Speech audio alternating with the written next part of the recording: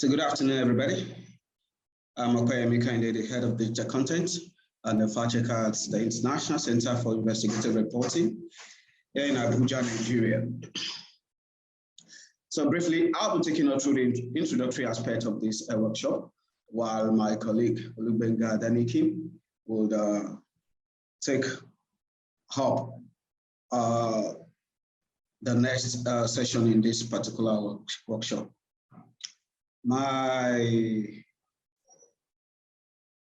Sorry, can we all see my screen? Yes, I can see your screen. Okay, thank you so much.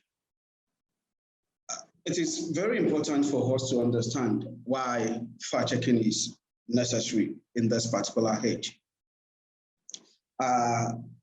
Like a former Russian chess grandmaster said, the point of modern propaganda isn't only to misinform or push an agenda. It is to exhaust your critical thinking, to annihilate truth. And why fact-checking it's important in this digital age is because not only do individuals purveyors of fake news, governments, institutions are also in the business of spreading misinformation. Like Chris Jami said, it is important to be honest about not knowing rather than spreading falsehood. While it is often said that honesty is the best policy, according to Chris, he says silence is the second best policy. Meaning that whatever you see, once you know this is fake, even if you don't see it as a point of duty to debunk such fake news, it's better you keep quiet than sharing such. So straight to the topic, what is fact-checking? There are lots of definitions, but I would like to stick to this from the Cambridge Dictionary. The fact-checking is a process that seeks to check that all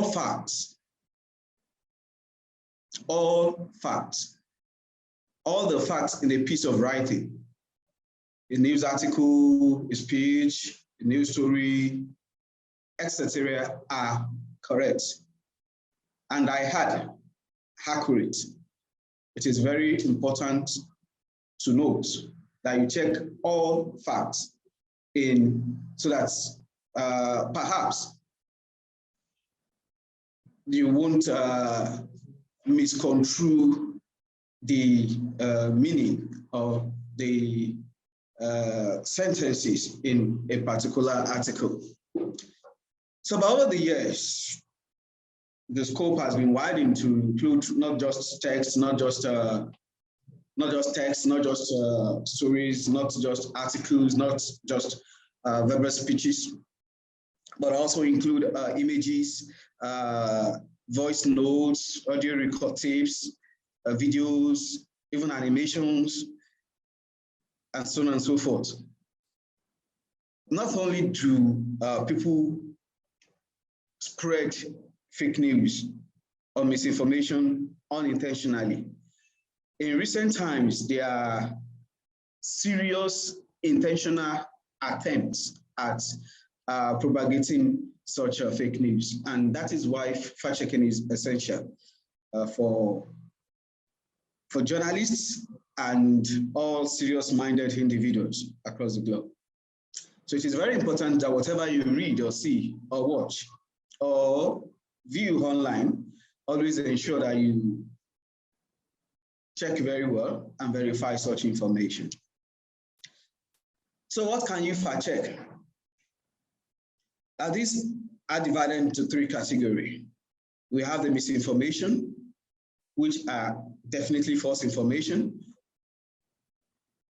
and most likely with no intended harm, though researchers have come to identify that even when you share some information with no intention to harm. There have been examples of such information that have harmed the recipients or made them to act in certain ways that has harmed their lives, especially with the advent of COVID-19 and even some other health-related issues. So we also have disinformation, which is actually false information, but intended to harm. We can see this oftentimes during elections across the globe, from US to Russia to even the Nigerian election, where agents or individuals loyal to political parties spread information deliberately to mislead the members of the public. And we also have malinformation. Malinformations are actually genuine information, but intentionally sent out to harm the recipient or to make the public make misinformed decisions. This includes several things like video leaks, hate speeches, and so on and so forth. And there are quite a good number of examples that you can find online. But for this particular workshop, we were limiting our discussion, focusing majorly on misinformation. So what is misinformation? Misinformation is actually false or inaccurate information, but intentionally posted or published to deceive the readers or the viewers. The motive, it's another thing entirely, but any information, any image, any visual, any audio that you see, heard, or you view that is deliberately intended to deceive the members of the public is actually misinformation. And they come in different formats. We have texts, we have photos, we have audios, we have videos, we have animations, and it keeps evolving. So, and that is why it is very essential for us as media executives, journalists, investigators, to always ensure that we have skill sets that can enable us to identify such misinformation whenever we come across them in the course of our duty. It might even be from an interview we are conducting in public or in the course of our journalistic duty. And it is very important for us, not just as media workers or journalists, but for us as individuals to be resilient against such harmful and misleading information. It goes a long way in shaping the kind of public that we have and the kind of information the public gets to consume. So let me give you a series of examples that we've worked on at the ICIR. There was a time this particular video was circulating about that eating banana can cure COVID-19. And we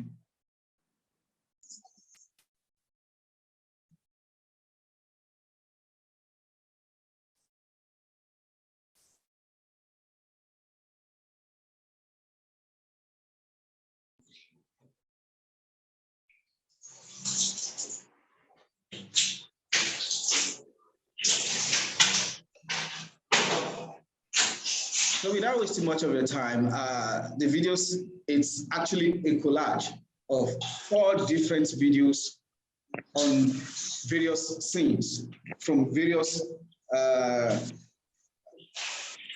incidents. One was a video from the Wall Street Journal, with the starting footage was actually from the Australian Broadcasting Corporation, followed by another footage from a YouTube channel that talks on health-related matters, and followed by a stock video, followed by another video that was matched with it from the Wall Street Journal. And that's what the propagator or the publisher of this video matched together, collage all the videos and send it out to misinform the public. There's also this video on your screen. These are pictures, two pictures of two rockets, one by the poster with Twitter handle, "This is Monster," that shows one made in US, one made in Nigeria. And the poster was trying to create an impression that making a comparison between what obtains in the US and what obtains in Nigeria in the area of rocket launching. And this was actually sent out to mislead members of the public. And when we fact-check that particular picture, we discovered that the information was actually, the poster actually was trying to mislead members of the public into trying to compare the capacity of the Nigerian engineers or rocket scientists in terms with their US counterparts. And we were able to fact check that. The first video on the right, on the left rather, shows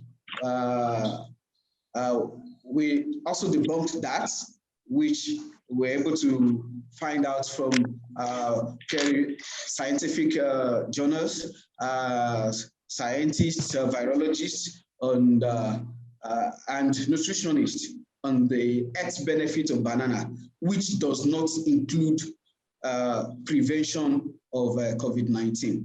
And other examples we have is that of a text in circulation, from a WhatsApp text in circulation saying that once you can get vaccinated once you have an iPhone 13. And this text actually started going public when iPhone 13 was launched this year. We were able to trace it to actually a satirical site, which was actually meant to be a satire, but the poster made the information look like once you get iPhone 13, once you get iPhone 13, you are required to be vaccinated before you can use the phone. So these are some of other examples of misinformation that people share online. Then the one on the right is that it's actually several videos. The screenshot was actually from several videos, which people were sharing in the course of COVID-19 vaccination, showing iron items like spoons, keys, coming to your body because they've taken the COVID-19 vaccine. So we also fact-checked that, and we discovered that there's actually no medical or scientific proof that COVID-19 vaccines can make your body become magnetic. And recent at the ICR, we also fact-checked a video in circulation when the Taliban took over in Afghanistan.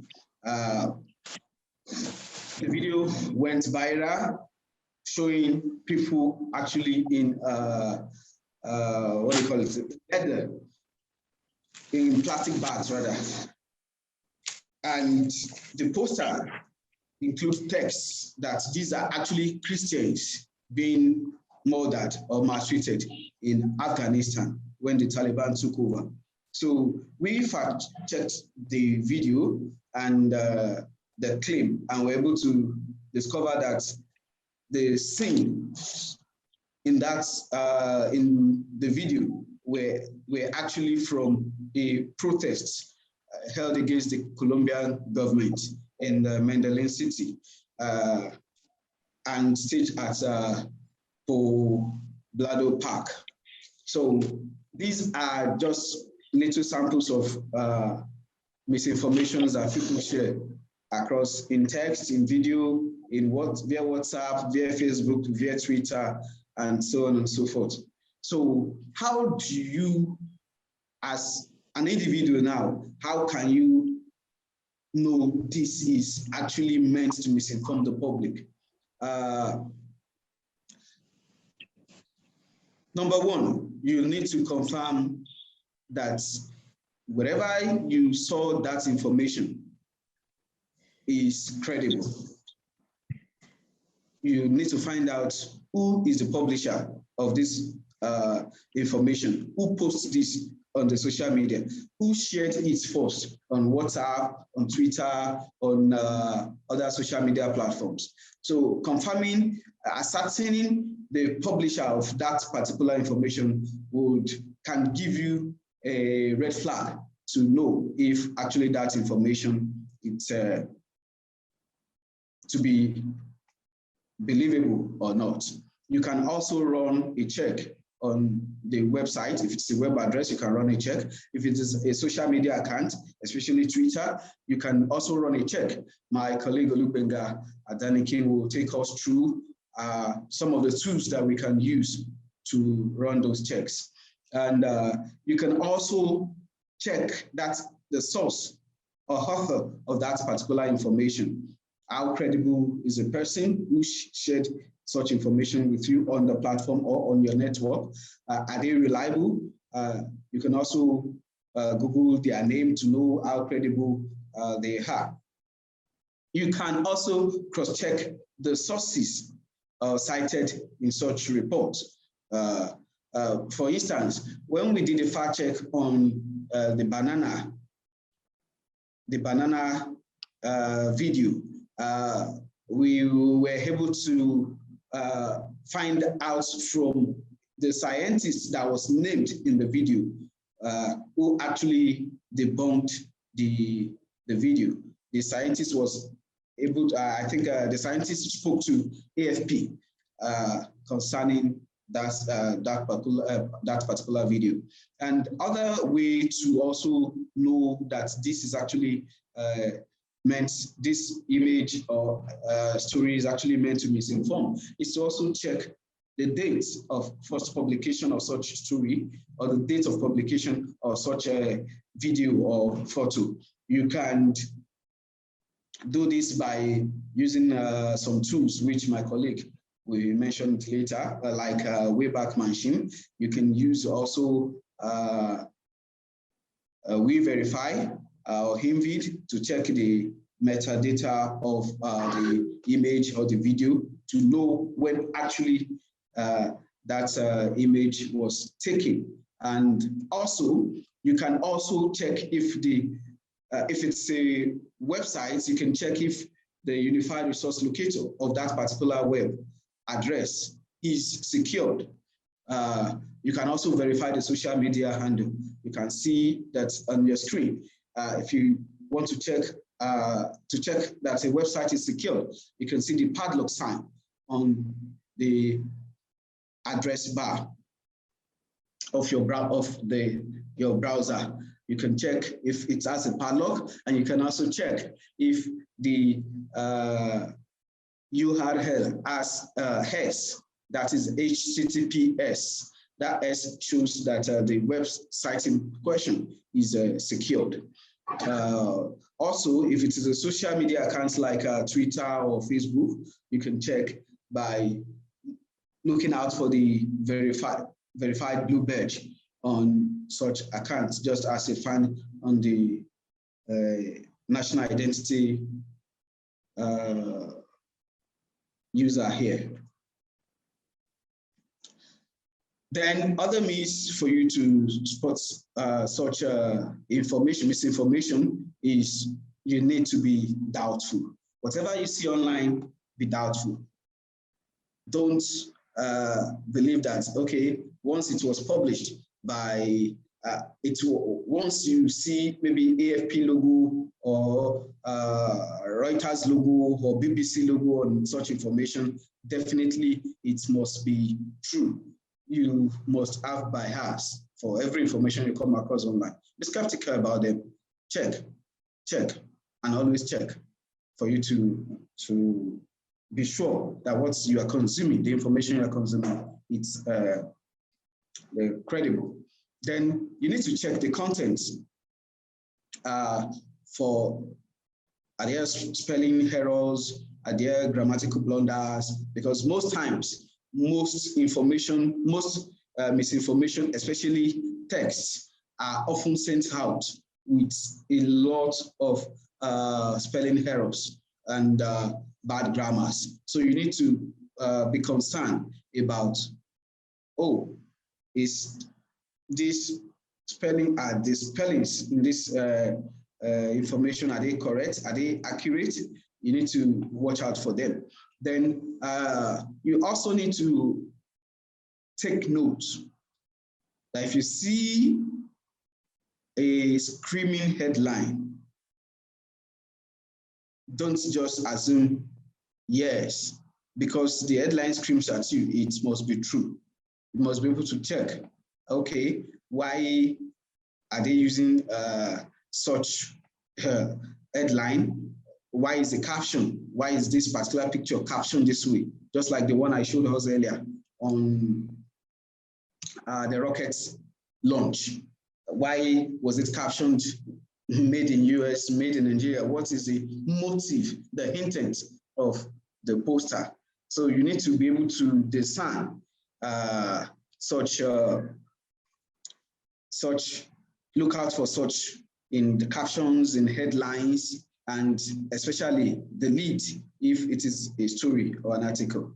And most importantly, you can also check other fact-checking platforms like the Fact Check Hub, which is a fact-checking arm of the International Center for Investigative Reporting. We also have a dedicated webpage run by the ICIR also. We also have Africa Check, which has operations in South Africa, Kenya, Nigeria. And we also have Dubawa in Nigeria. We also have Snopes. We also have PolitiFact run by Pontner. So these are also other platforms you can check whether such information has been verified or debunked earlier. And there are also other places you can check for resources. If you have time, maybe these are links where you can get all the information. It will be shared on the chat box for you to check some of them. We have resources, we have tools on those links where you can learn more what we've talked about and other things. You can also visit our platform at the factcheckhub.com or icrnigeria.org or any of our social media platforms where you can get regular information on how to spot misinformation, how to fact check images, how to verify content, and even if you have content that you want us to verify from you across Africa, across the globe, you can share it with us. We also partners, we are also signatory to the International Fact Checking Network, where we can share such claims if we don't have the resources to verify such. We can share with our partners in the international network who we are very sure will be glad to fact check such information. So thank you so much. I'll be handing over to my colleague, Gbenga Adanikin, for now. So thank you, Yinka.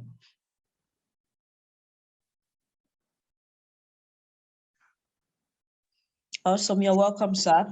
So over to you, Mr. Gbenga. If you can hear me, please unmute your mic so we can quickly have your session as well.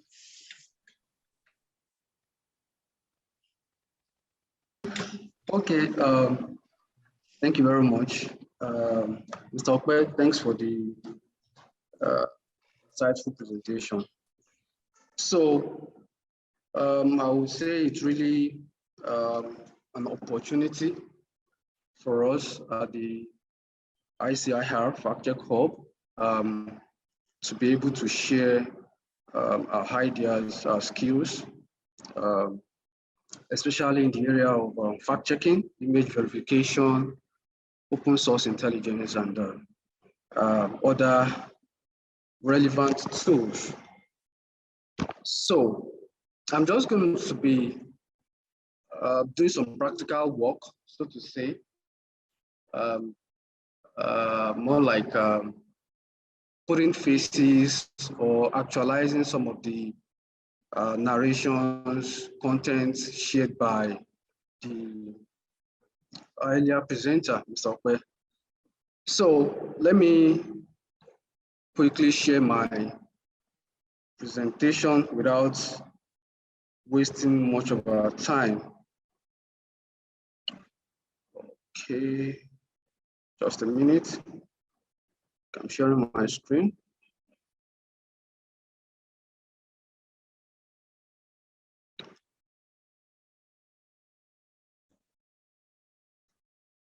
Okay, I just did. I hope we can all see my screen.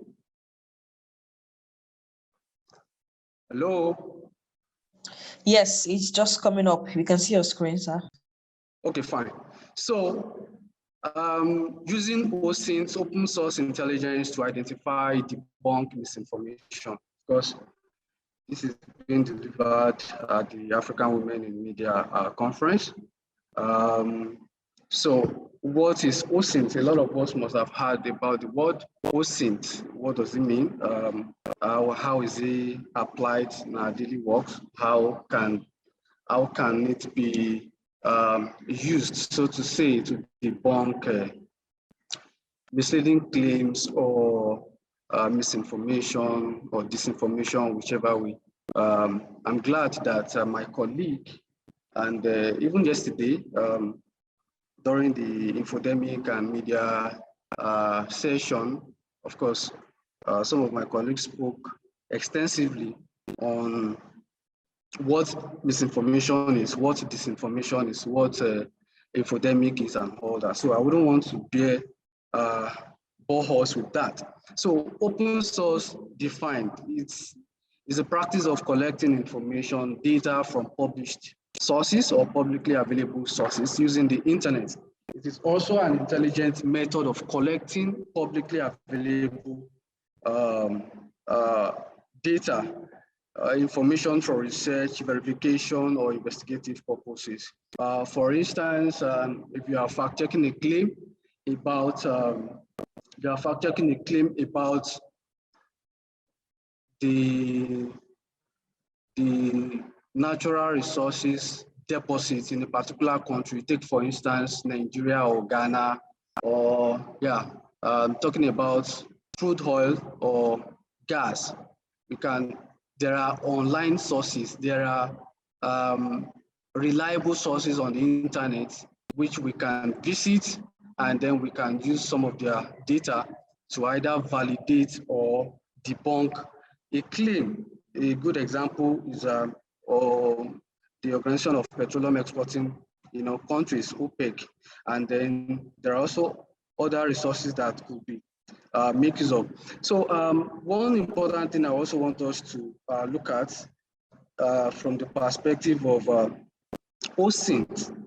OSINT also tends to answer the 5 Ws and H. As you are a journalist in the house, of course, the word 5 Ws and H would not be strange to us.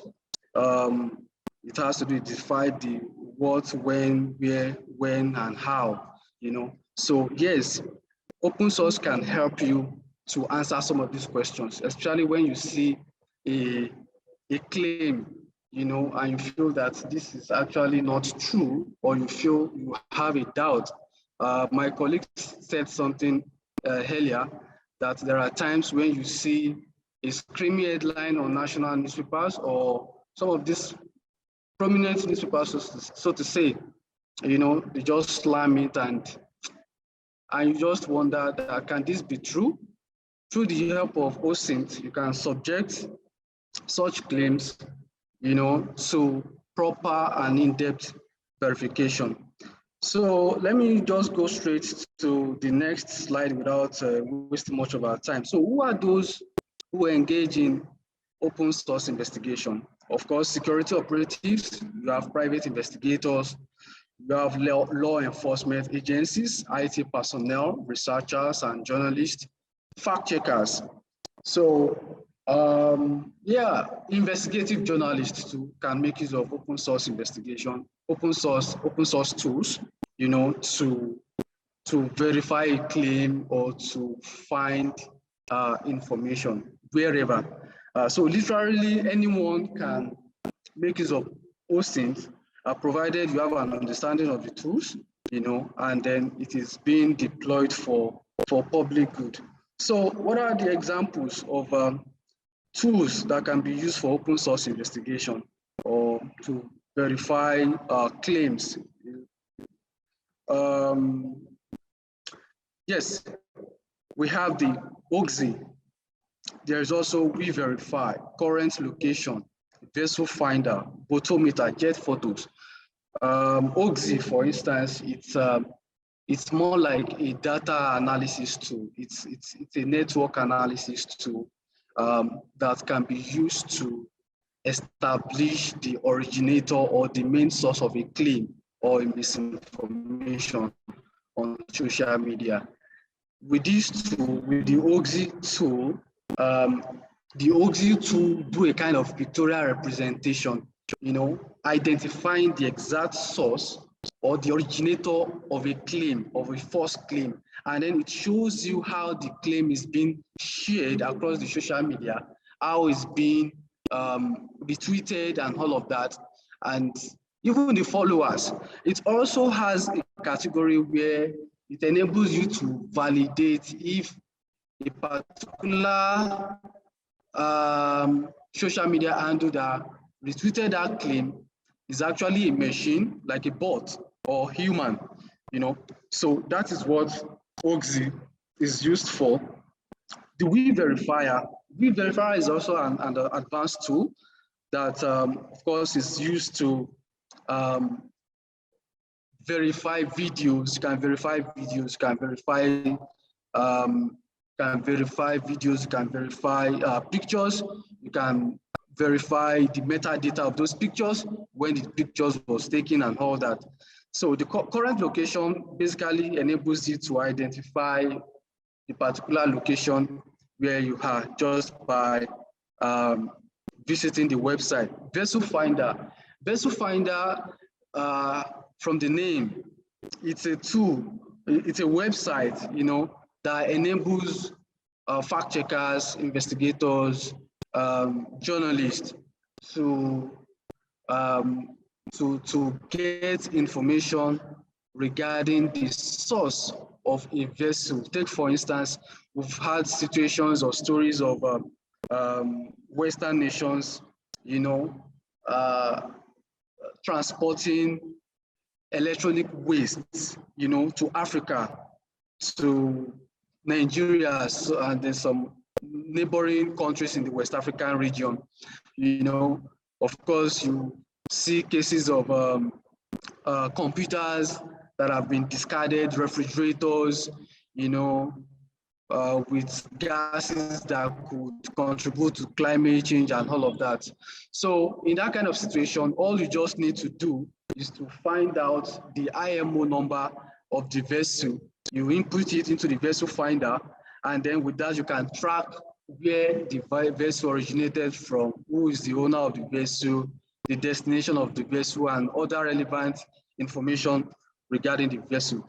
Photometer, of course, I'm still going to give you practical instances of all these tools, but let me just do a short explanation, so to say, of the tool, so that by the time we do the practical aspect, you get a better understanding of the tools. Photometer basically works with Twitter, so to say. The photometer enables you to, from the word bot, from the word bot meter. So it enables you to establish if a particular tweet, okay, was made by a computer. I wouldn't know, I'm not sure if some of participants here know or familiar with the fact that computer scientists, software engineers now develop bots, that will help them to share stories or to share tweets at a particular period. At times, you just wonder the traffic or the rate at which a particular tweet is being made, or a particular time of the day, when a particular tweet, was made, But yes, it's important we understand that tweeting is not only peculiar to humans, so to say. Machines now do some of these tweets. There are people who benefit by sharing fake news. There are people who tend to kind of have economic gain, by sharing misinformation, either to beat a rival brand, or to beat down a competitor, or to beat down a rival politician, or what have you. So they deploy technology to share tweets in a very massive, in a very unusual manner. So with the help of Photometer, you can establish that, oh yeah, this particular tweet, was done by a machine. Jet Photos, it's an online platform that houses, is like a warehouse of aircraft, across the world.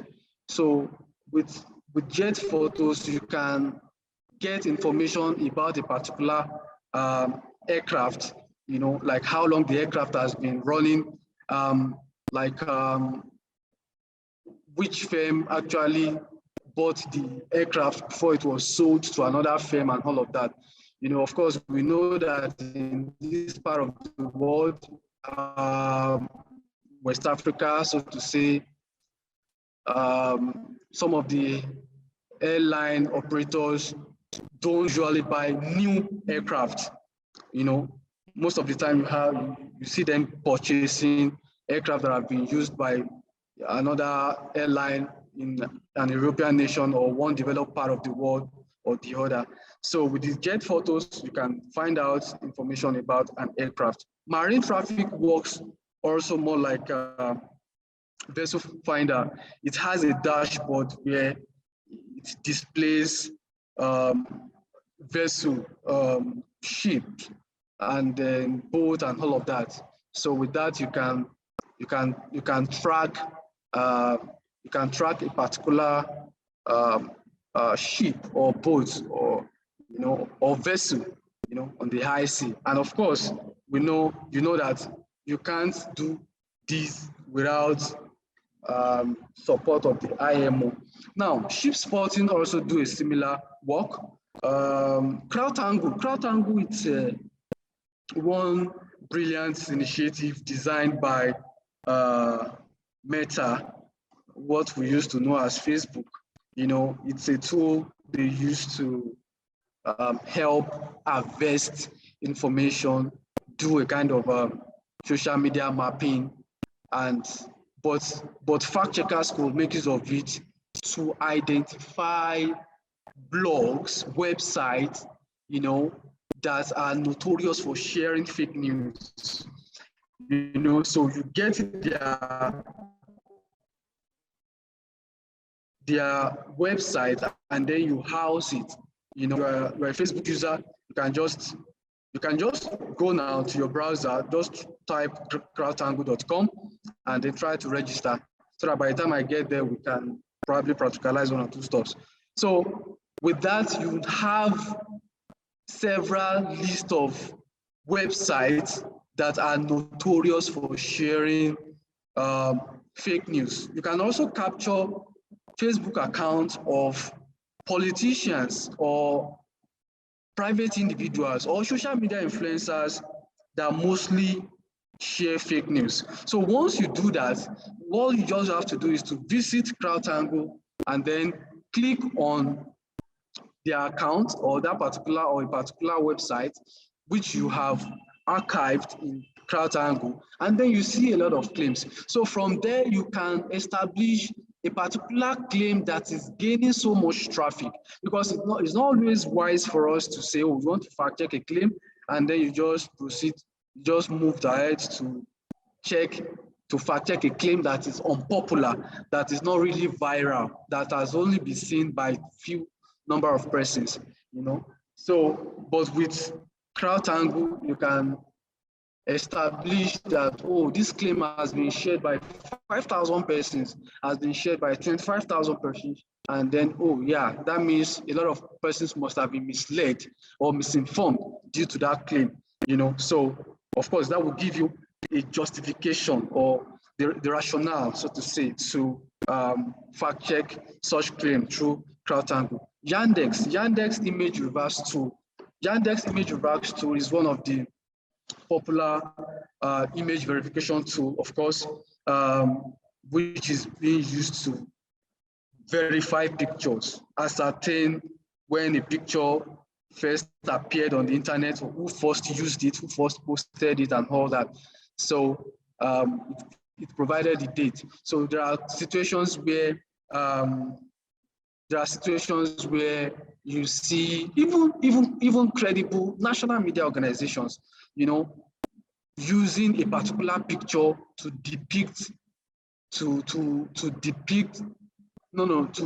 validate their story, to complement a story they actually published.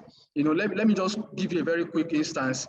In Nigeria, of course, you know that we've been battling with a number of insecurity, from bandits to headsmen to headers crisis to the Boko Haram insurgency and all of that. And of course, a lot of claims have been shared via this. So one of those is, let me see, okay, let's look at this particular picture.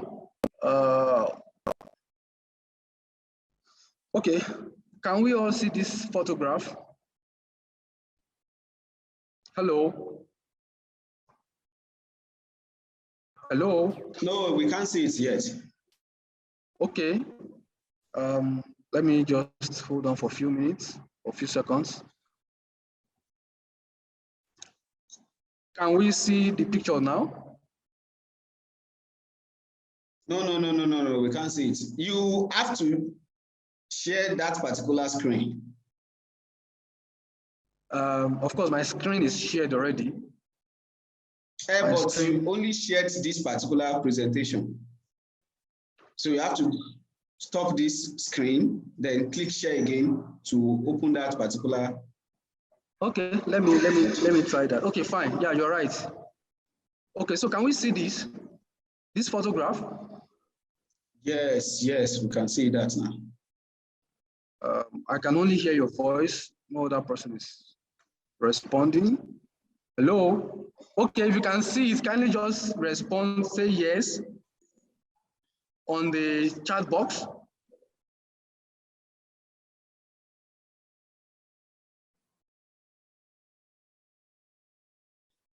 Hello? Yes, Messi can see it, Jedida can see it. Okay, well, nobody's responding, but I'll just proceed. We can see it. We don't want to interrupt your talk, that's why. Okay, no, I actually need to know if people are actually following, so that it won't be as if I'm talking to myself, you know. So this picture, for instance, has been used severally on different media organizations, including credible media organizations, you know, to depict the story of herdsmen prices in Nigeria. Of course, there have been stories surrounding herdsmen allegedly attacking farmers, you know, and all that.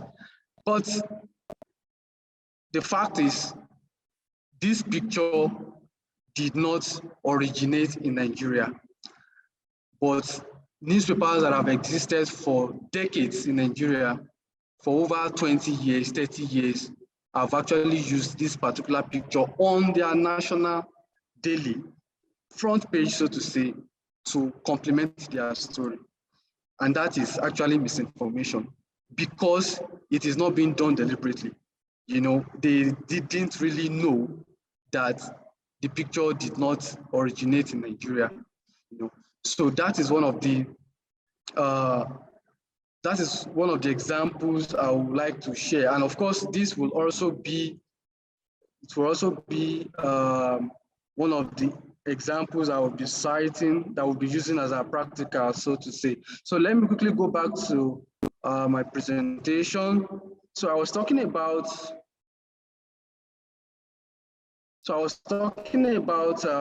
the Yandex tool.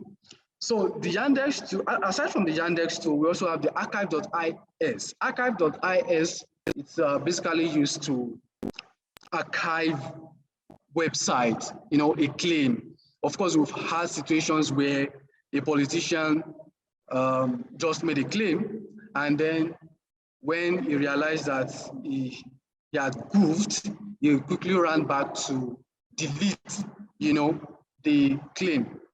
Oh, I remember vividly when Nigeria's Ngozi Okonjo-Iweala was being she was yet to be announced as the winner of the new appointment she just got. I've forgotten the name. This global appointment, you know. But a prominent person in Nigeria, a journalist, really, a publisher, somebody who is very known, I wouldn't like to disclose his name, went ahead and announced that Okonjo-Iweala has been announced as the new president of the global Director General trade, of the World Trade Organization. Exactly, Director General of the World Trade Organization, WTO. Exactly. But that was false. So when we saw that, the first thing we did was quickly pick the claim, and then we archived it, so that we can use that as an evidence that this man actually misled Nigerians, you know. But I think after some time, he went ahead and deleted the claim, you know. So he's just one of many other politicians who have done that anyway, you know. So, but through this archival tool, we're able to archive the claim, and of course, we can recall the claim and then make use of it to validate our verification process, so to say. Now, Down Them Hall is another website tool, is another OSINT tool that can be used to download every information on a website.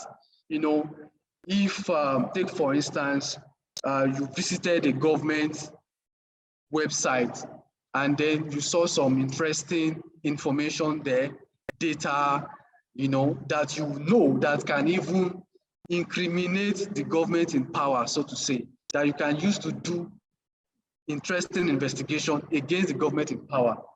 And you know that that particular website, once a new minister or someone else comes up, can yank up that website and then develop a new website.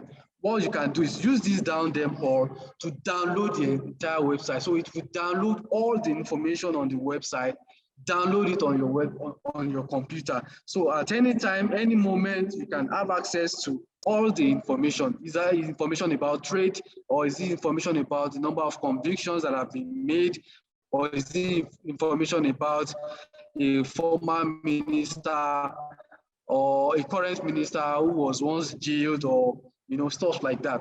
So if a new government comes to power, or anybody just comes and then decides to yank off the website or delete the website, you already have all the information needed right on your laptop. Now, Wayback Machine also works more like the archival tool, but it's basically used to recall websites, videos, pictures, books, a lot of stuff that have been archived on the internet. Take for instance, let's say if you want to check CNN website, for instance, like, okay, let me just summarize it. Check CNN website. You want to check the structure of CNN website in the last 20 years, you know, or in the last 50 years, so to say. And you can easily go back to Wayback Machine and then type in CNN website. All you just need to do is to make sure that you have the right web address, you know. So once you do that, you type it into the Wayback Machine and then you click search. So it brings it out. But one important thing is that that particular website must have been archived by someone anywhere across the world, you know. Just like I said that we archived a tweet, a post made by a publisher, you know, during the World Economic Forum election, you know. So anybody across the world can just easily go, and who needs that information can easily go and then make use of it. So, but the clause, the caveat there is that somebody must have archived it before you can recall the website, you know, or picture or whatever, or video on the internet. Songkok is used to calculate the position of the sun, you know, the shadow and all of that, to establish where a picture originated from, you know. It's a bit complex though, but through repeated practice, of course, we can make use of Songkok. CNN, BBC once made use of Songkok to establish the fact that an incident, there was a particular viral video that emanated on the internet at some point where Cameroonian soldiers shot dead a woman who was carrying baby behind her. So it became a very serious issue of global interest, so to say. They denied repeatedly, but through the Songkok, the BBC was able to make use of the OSINT to establish that, okay, this incident happened somewhere using the rock, using the physical structure, physical structures, mountains, and the terrain of that area where the incident happened. They were able to use it to establish the fact that the incident actually happened in Cameroon. You know, Google Street, of course, one or two or most of us must have heard of Google Street. Google Street, of course, can be used to establish the location where an incident happened. My colleague, Ms. Opeyemi, made mention of a particular claim which I worked on months back, where it was claimed that some Christians were being wrapped in a polythene bag and all that, you know. But through the Google Street and other open source tools, we were able to establish that the claim was actually false. The incident was just a protest, you know, against the government in power. And then we're able to establish the exact location where the incident happened.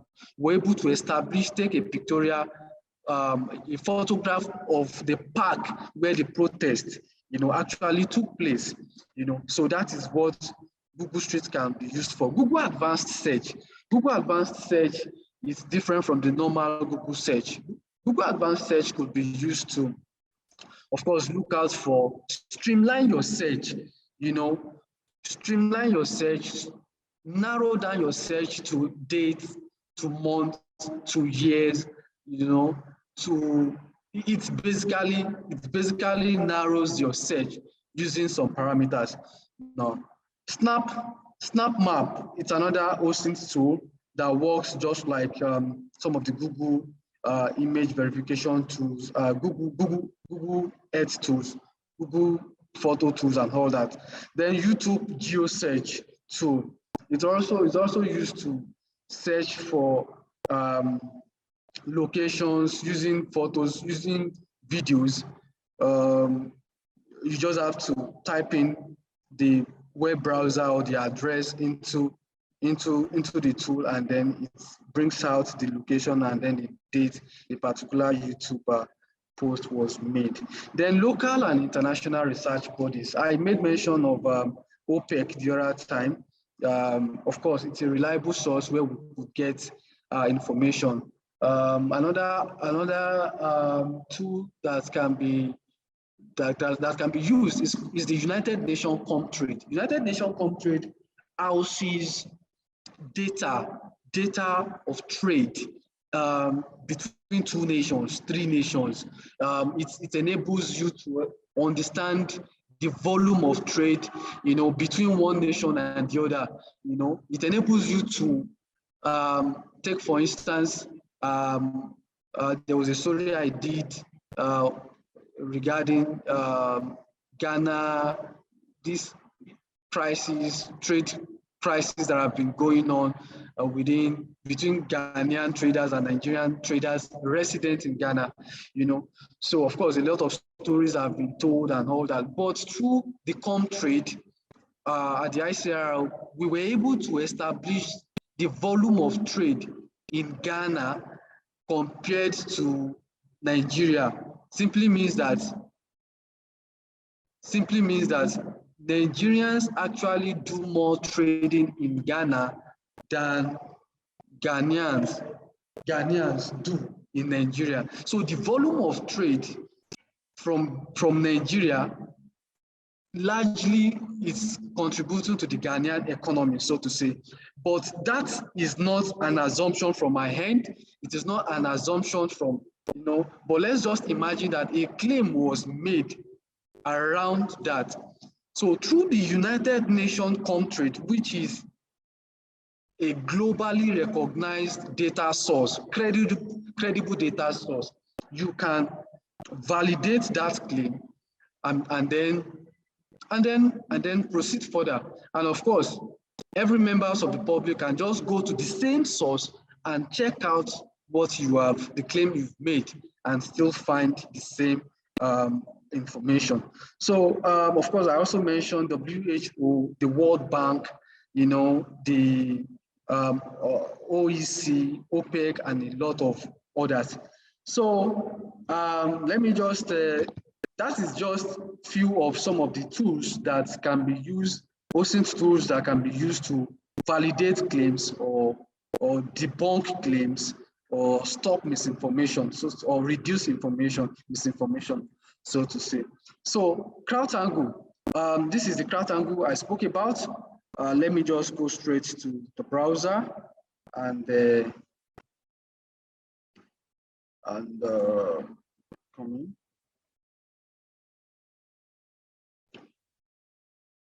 Okay, yeah. I don't know. Can we see this? Can we see this browser? Hello? No, Hello? not yet. We can't see it. Okay, you can't see it. Okay, let me new share. Okay.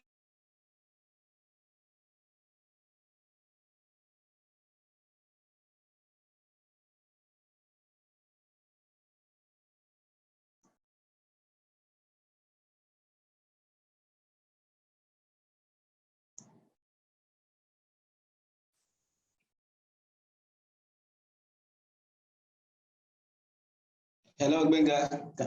Are you still there?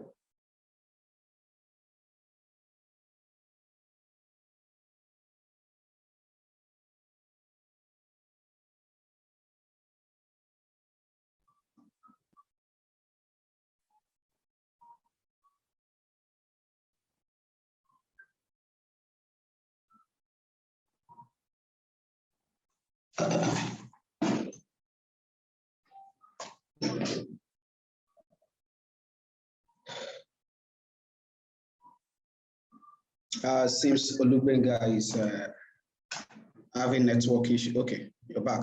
Okay, I'm back. I don't know. I think I had a network issue. So I was speaking about the Crowdtango that I explained earlier. So can we all see the screen? Yes, we can. We can see it. Okay, fine. So this is Crowdtango, and then there are some saved posts I made. I say, okay, possible claims. Okay, yeah, so I actually saved this as possible claims. I think that was 3 months ago. Now, look at this. This particular group, Atheists Against Pseudo-Scientific Nonsense, has 116,689 followers. And then look at this claim or photograph they shared. It says that wireless internet signal air parts conditioner. Say the direction is on how to use it. They say you just have to spray around the room where you are getting slow speed and wait for impeding or air molecules to dissipate, work for both upload and downloads and all of that. Now, look at this. This actually is a claim. And if you look at beneath it, it has, this is 242, over 242 reactions. Here you have 32 comments, and then here you have 35 shares. So it means that it's been shared repeatedly, and it means that it's a possible claim that one can work on. Do you think ordinarily there is a fleet or something that you can just spray in the air and boost your internet usage? Practically, no, that is not realistic. Now look at this order that says that Cambridge educated anti-vax solicitor, 58 recorded video saying COVID-19 is nothing to be afraid of, explaining why he's still against the vaccine. And then the man died 9 days, after. Look at this. So it's been shared repeatedly. This is also a possible claim. Is it true that this man actually made this claim? Did this man, has he really died? Did he really die from COVID-19? So these are the issues, these are the questions we'll be asking. And of course, this was published on Daily Mail. So the point I'm trying to make is that through the Crowdtango, it's a dashboard where you have a lot of, you can feel it with notorious websites that are notorious for sharing fake news. I think I also created a page, Nigerian media. So under the Nigerian media, you see Pulse Nigeria, you see Vanguard News, you have, of course, Punch newspaper, Leadership newspaper, Guardian newspaper, Legit. And I think Opera News is also one of the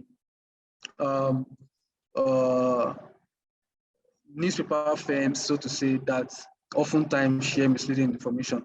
So all you just have to do is to look at, you can even see BBC News Pidgin. It's just to look out for any claim that you think that is misleading, or whatever claim you feel that may not entirely be true, So we have other categories here. You have tech media, you have business media, you have environmental organization. You also have the LGBT community, you have local media and a lot of that. So all you just have to do is to click and then look out for a claim you feel that could be worked on. Now, aside from stop sharing, aside from the Crowdtango, we also have Oxy. Yeah, this is the Oxy I spoke on earlier, that this platform can be used to create and identify websites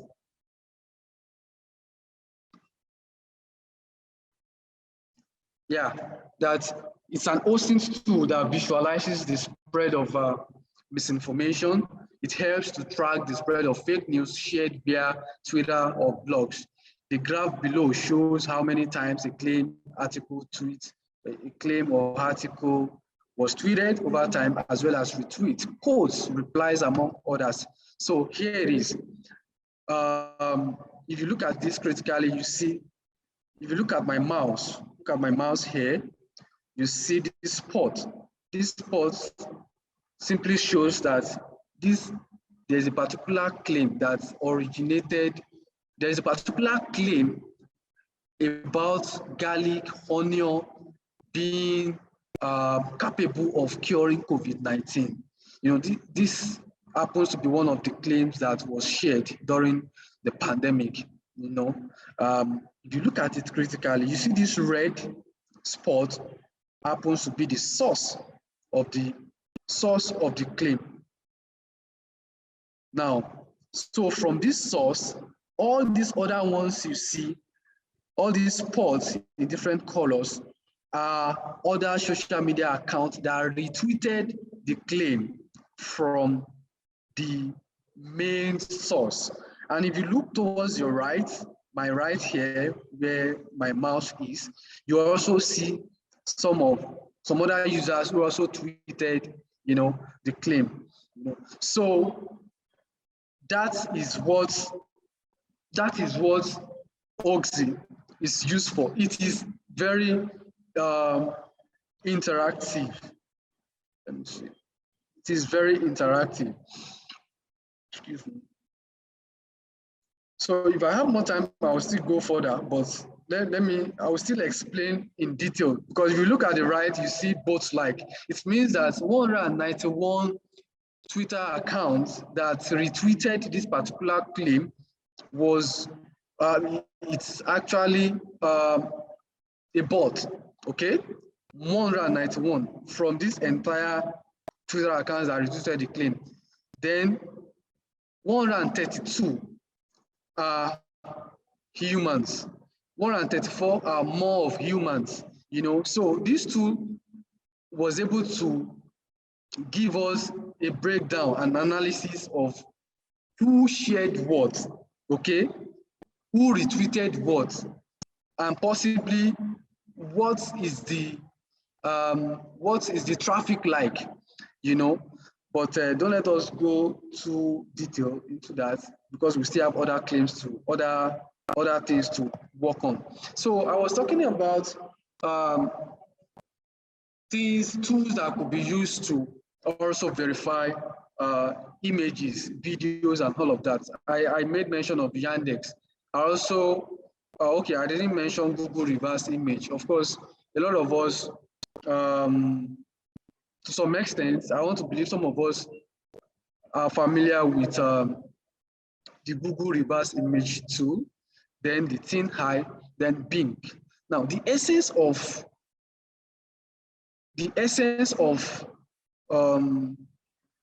having an understanding of multiple tools that could be used to verify images is because there are times that Yandex will fail.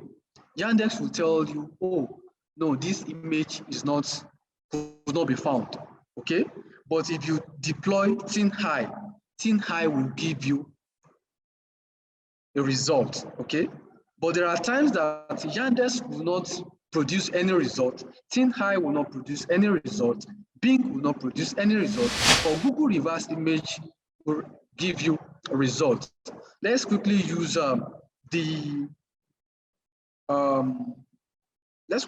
the photograph of a Fulani, so to say, a man holding weapon, a man identified as a Nigerian Fulani man, you know, so to say. Let's quickly do a verification of that, you know.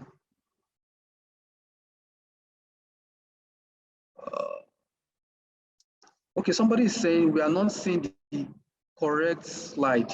Can you see this slide, please? Hello?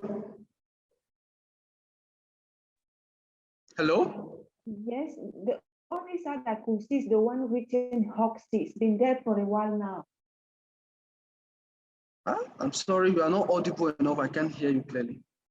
So we can hear the Hoxie, Hoaxy. That's what we can see on the screen. Okay, but you can see the screen now. Yes, Hoxie is what we can see. Okay, Hoxie is what you can see. So I'm sorry, let me, okay. Okay, can you see this now? Can you see the reverse image search tool? Yes. Okay, fine, beautiful. So, of course, these are the tools one of these tools I made mention of earlier, Yandex. So I was saying that in case Yandex fails, you can deploy Google Reverse Image. In case Google Reverse Image tool fails, you can make use of TinHi, you can make use of Bing. So let me just quickly go straight to the browser and let us quickly practicalize one, that very picture I mentioned earlier, the browser.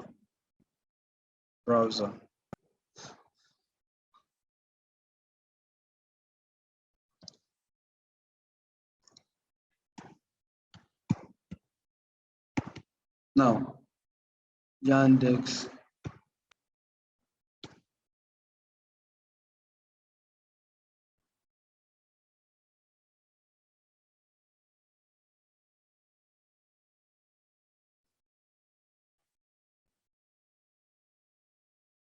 So one thing about Yandex is that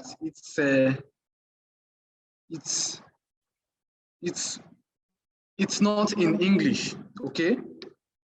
But it can be used. You can make use of your Google Chrome, so to say, if you're using Chrome, to translate the website, and then it gives you the English translation, and then you can just deploy it to do your verification. So this is just a minute.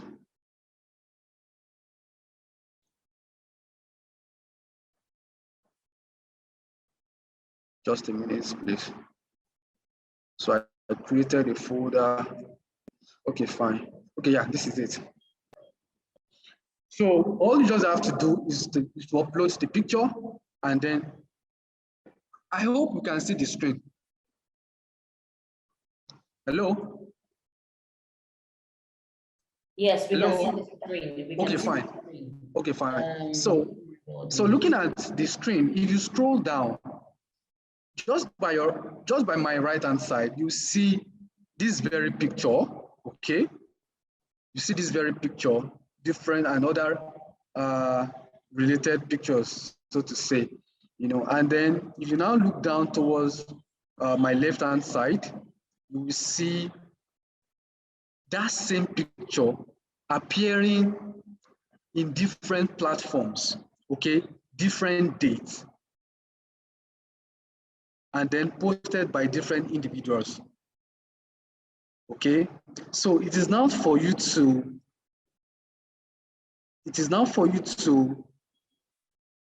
take, for instance, they said, oh, this particular picture is of Nigerian Fulani man,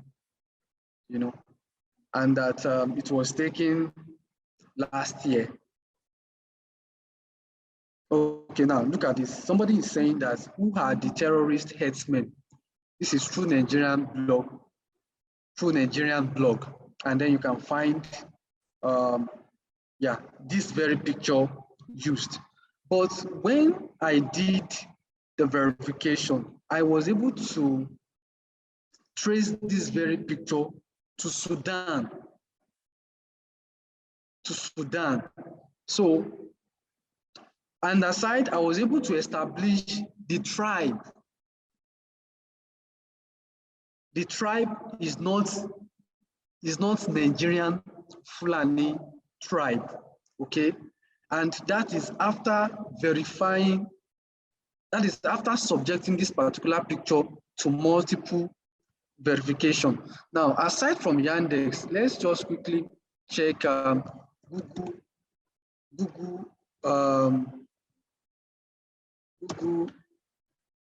reverse image search.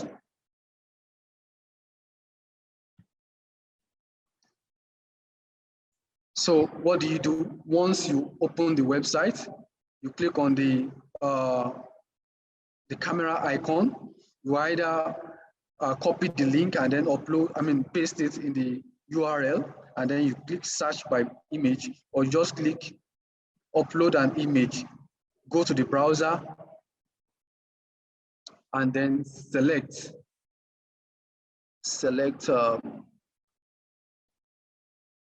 select the photograph. I actually want us to make use of the same picture so that it will be easier for us. Okay, now look at it. Now look at this. This image size is 853 by 594.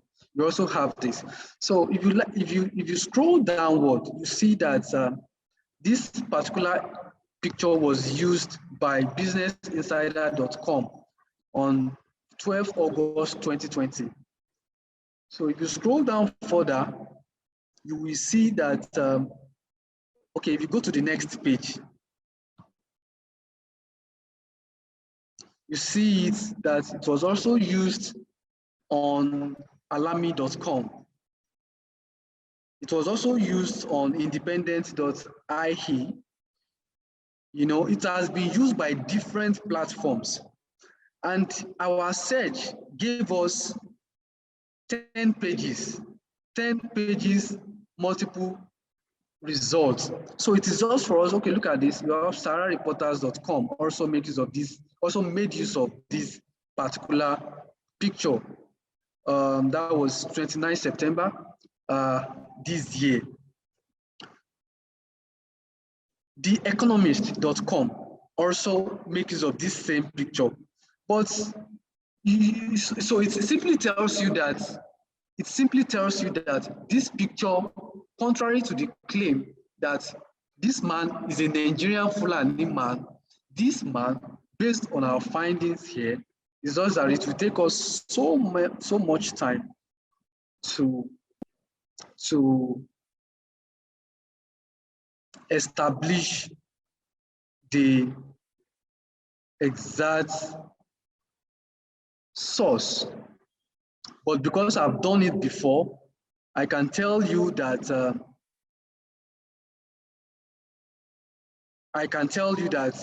it's not Nigerian, but Sudan.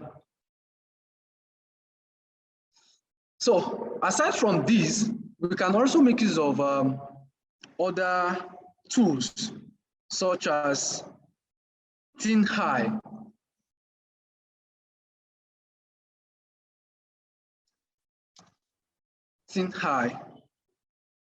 TinHigh.com. It's still the same process. TinHigh.com. The single process is just for you to upload, click on upload, and then click on the picture of your choice. You know, take for instance, this very picture of a man stoned wearing, because he wore Abga campaign fabric. So, and you see search. So the bottom line is, okay, of course, you see zero matches after searching from 50.9 billion images. So it simply means that you should not limit yourself solely to a particular search tool. There are other tools I would like to speak about. Now, InVid Verifier, InVid Verifier, of course, it's very important to use by fact checkers. It's part of it's a project funded by the European Union, you know, and of course, it's being used for video verification and then image verification and, you know, all of that. So if we are to deploy the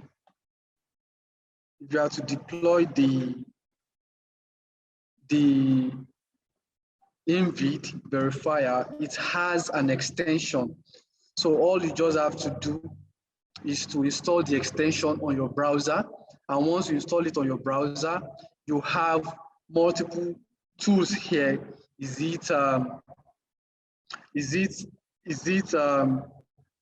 videos that you want to fact check? Oftentimes, if you want to fact check videos, you can either copy the link, the web link of that video, and then you paste here. Okay, so once you copy the web link and then you paste, just submit. So once you submit, it breaks, I'm clicking submit already, it breaks the video into frames. It breaks it into pictures. And then after breaking it into pictures, the next thing it does is to allow you now subject each of those frames into verification. So you can make use of any of the earlier mentioned image verification tool to verify the photograph. So let us make use of a local file. Now, so if you have to make use of a local file, what you do is just click on the option. Then from these three options here, you click on upload file. So once you click on upload file, then you click on any video of your choice. Okay, yeah, let's look at this very video that my colleague mentioned earlier about the Christians being tied in a transparent polythene bag and all that. So I've just uploaded the video into the invid.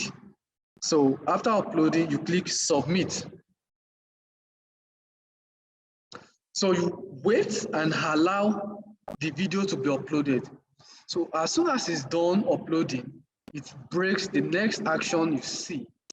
The next thing you see on your browser, I mean on the invid image verification tool, is the fragmented frames of the video. So just hold on a few seconds.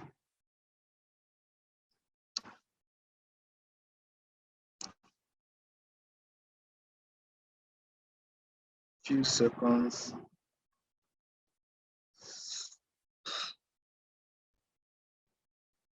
So while waiting for that, this can be used for advanced Twitter search. This can be used to do image. It's an image magnifier.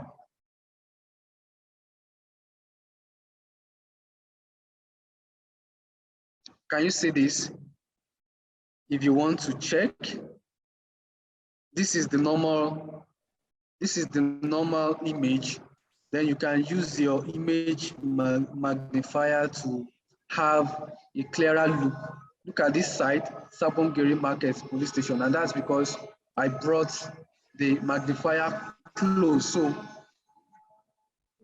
it's a tool that can be used to have a closer look at to verify pictures. Now let's go back to what's happening. This is not.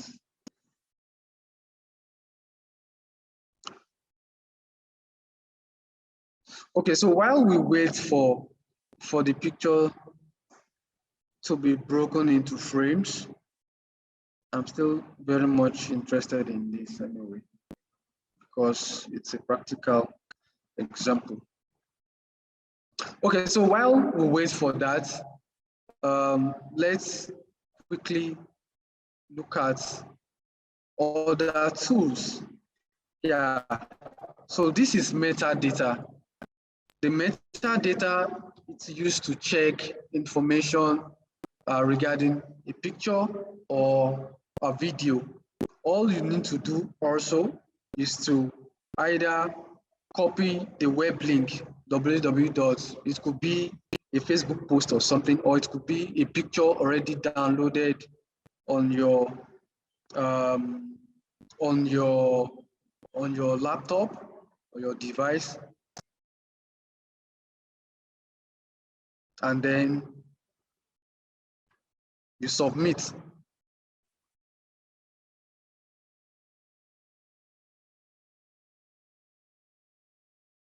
So if it's not giving you the expected results, of course, there are other tools that can also be make use of, can make use of other tools, but let me just, let me check the one. Okay, yeah. So the one we spoke about earlier, you can see my screen now that it has broken the video into smaller frames. Can we see the frames? Can we see? Yes, we can. Okay, fine. So now that it has broken the footage into smaller frames, So it is now for you to pick any of those frames. Take, for instance, this particular frame. This is keyframe 14. You right click on it.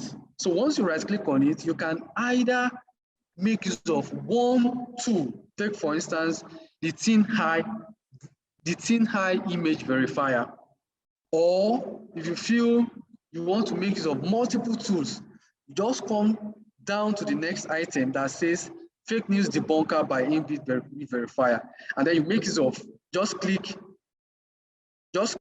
image reverse search all. So once you click image reverse search all, it deploys all the tools, the Google reverse image search, Yandex, Bing, TinHigh, Baidu, Reddit.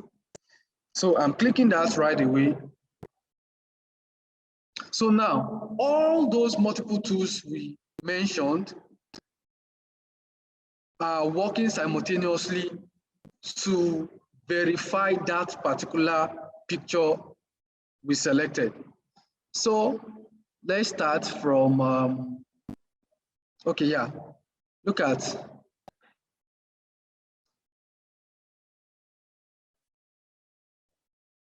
okay, so look at Reddit. Reddit failed to give us a, look at the picture here, failed to give us a reasonable outcome. So you can just close it. Now, this is Yandex. Yandex that we discussed earlier. Can you see similar pictures? But that's not what we need. Now, look at other pictures here. You know, so it's just for you to search. So once you search and then you see anything similar to the main content of that video that we are verifying, you just click on it. So this is not giving us what we actually wanted. Now, this is TinHigh. TinHigh gives, you can see, gives us 0 matches. Close. This is Microsoft Bing. It's also the same thing. So we'll close.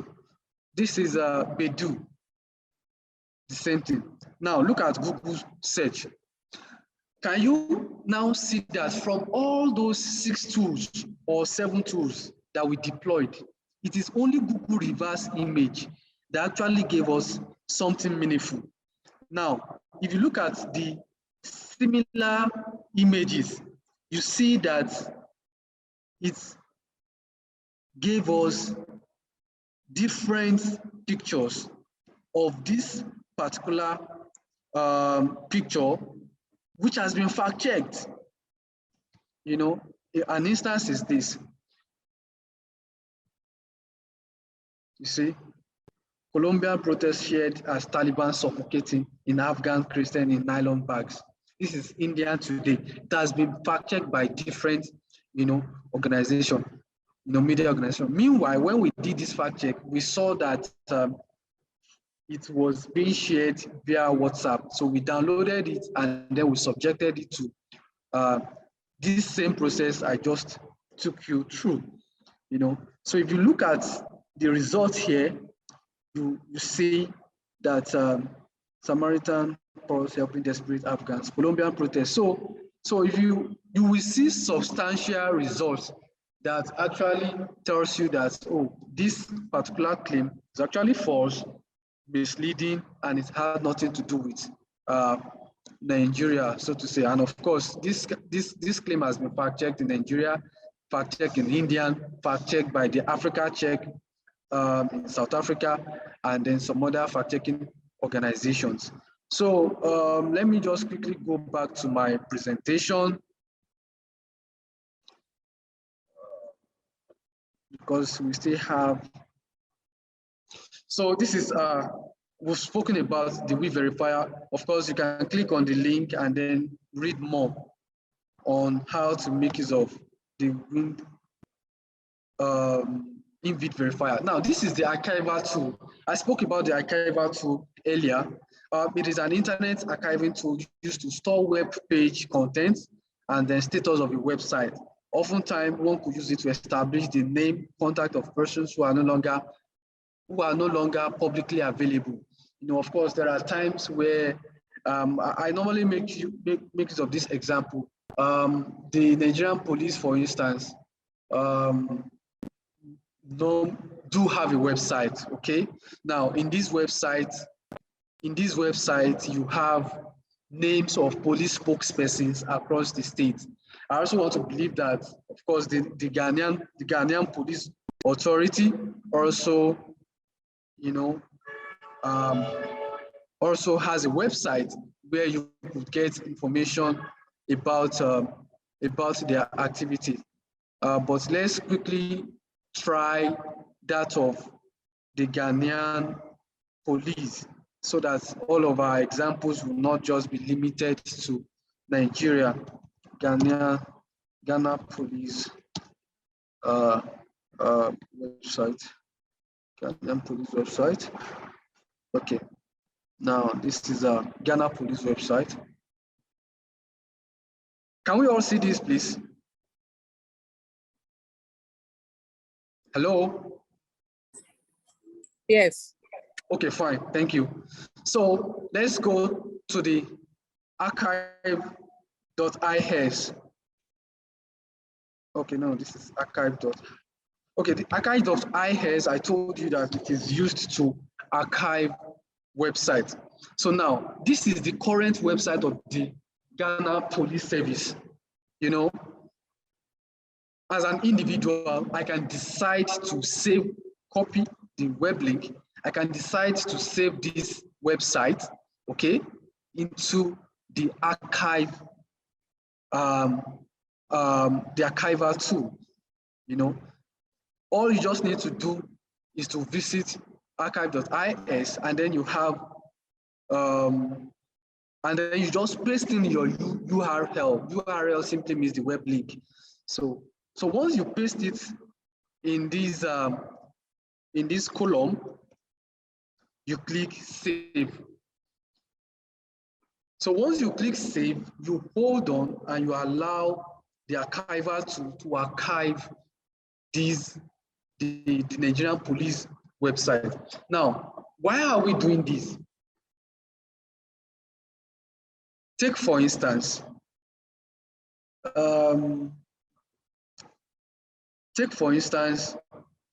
probably the police spokesperson, the current police spokesperson in Ghana, okay, has his direct phone line, okay, in the website, okay. It's actually publicly available. In the next 10 years, so to say, the police spokesperson might have been promoted to become the Inspector General of the Ghana Police Service. And then if you are verifying a claim and you probably needed to reach out to the Ghanaian Police Service or Ghana Police Service, and you try to reach out to the current police spokesperson and it's frustrating your efforts, all you just need to do is to go to the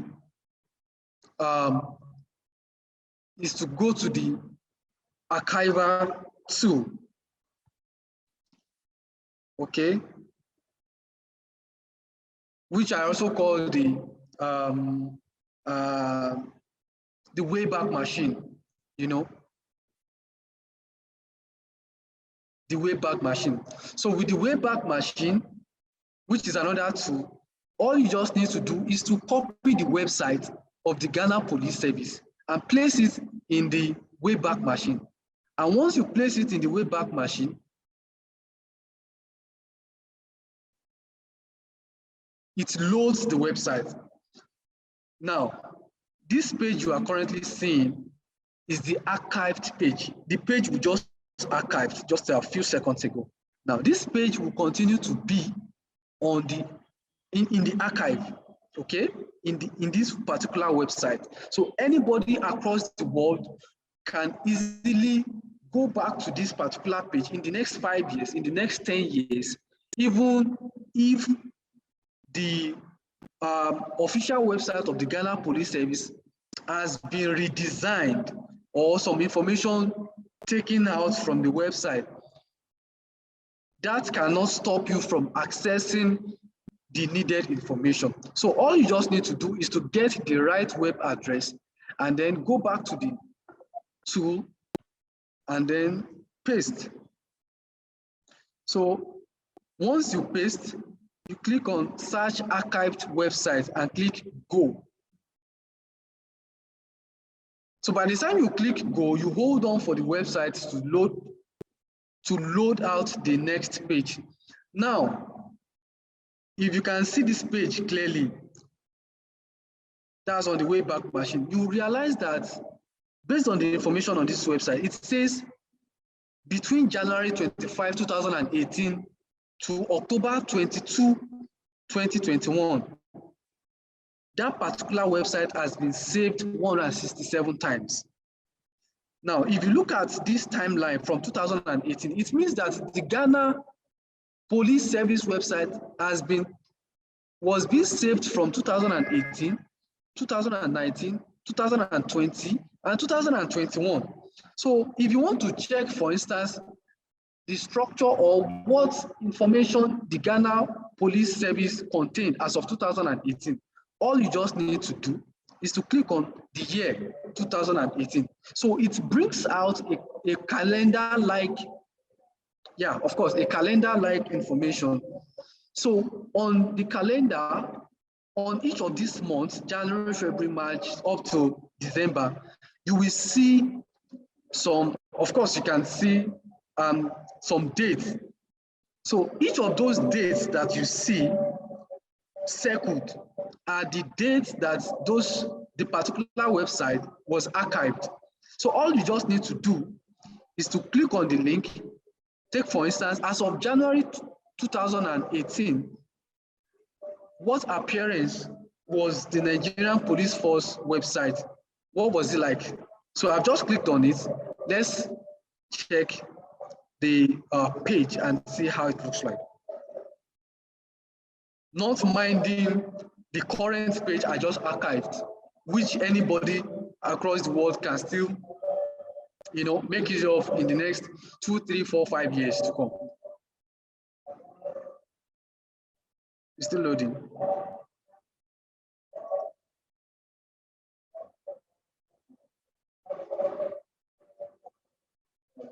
Are we there? Hello? Yes. Okay, fine. Yes, So, we can hear you.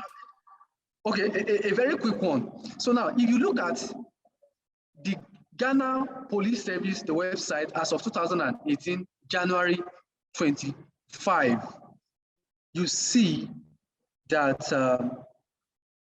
this is the front page. What is the toll line number? 18555. Okay, it's still the same toll line.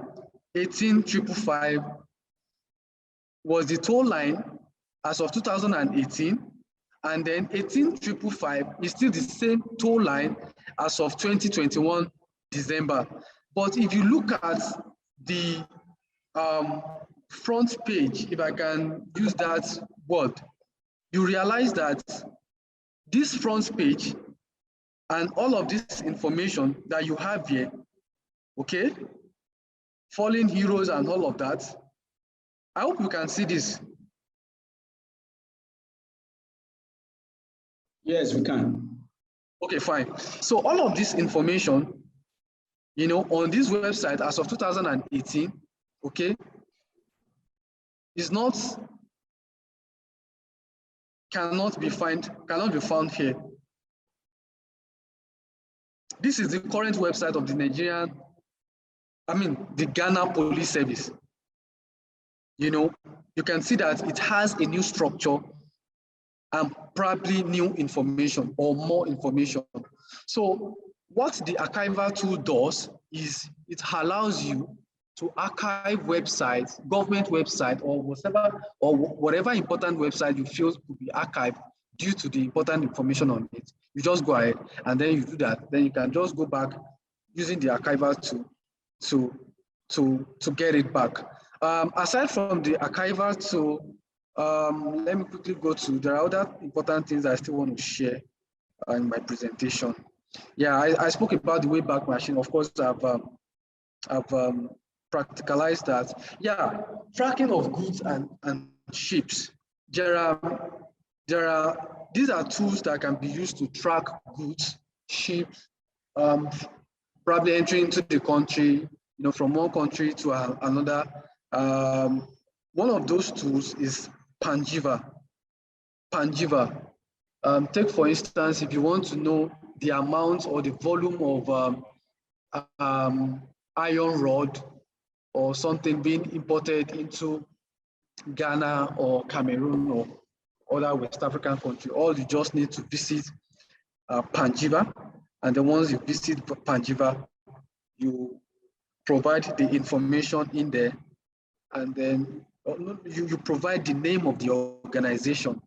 Of course, I understand that Dangote now has a kind of business dealings with Ghanaians, so to say, exports cement to Ghana, and I'm not sure if he's now producing cement in Ghana, but with Panjiva, you can track.